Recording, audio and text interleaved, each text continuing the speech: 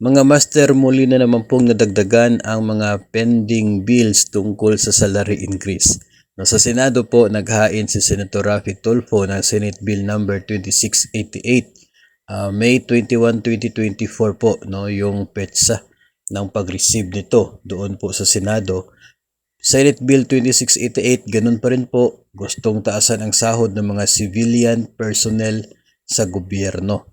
So kasali po tayo dito, maliban po sa mga men in uniform, mga uniform personnel, kasi civilian personnel po yung tinutukoy sa bill. At napansin po natin, ito pong salary increase na gusto po ni Senator Tulfo ay wala pong specific na table ng magiging sahod. Meron naman siyang mga conditions dito na dapat pong isaalang-alang para sa nasabing increase, tulad po ng differences in pay shall be based on substantive differences in duties, responsibilities, accountabilities, qualification. Tapos dapat standardized and rationalized across all government agencies. Tapos ito po ay competitive with those in the private sector.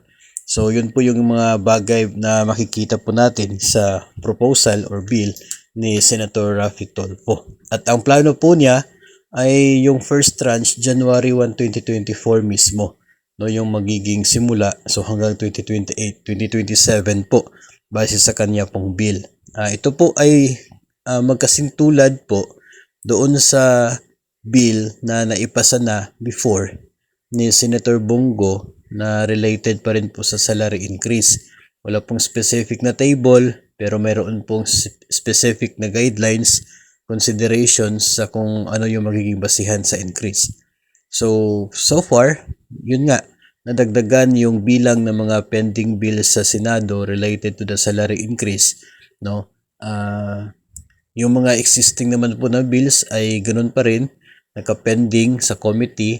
So sana ay matalakay na rin, since paparami na po itong mga bills na ito nakafile, para at kaunti na lang, mga halos isang taon na lamang yung natitira sa kasalukuyan po na kongreso. So siguro dapat ay mapag-usapan na yung mga bills tungkol dito para at least man lang ay magkakaroon ng approval bago magtatapos itong congress na ito. At baka mag-back to zero na naman kapag papalit na naman yung 20th Congress pagdating po ng July. So yun nga po, yung atin pong gustong ibahagi sa inyo na nadagdagan po ang bilang ng mga pending bills sa salary increase dahil po sa bagong bill na ito na i-submit, na i-propose ni Senator Raffy Tulfo.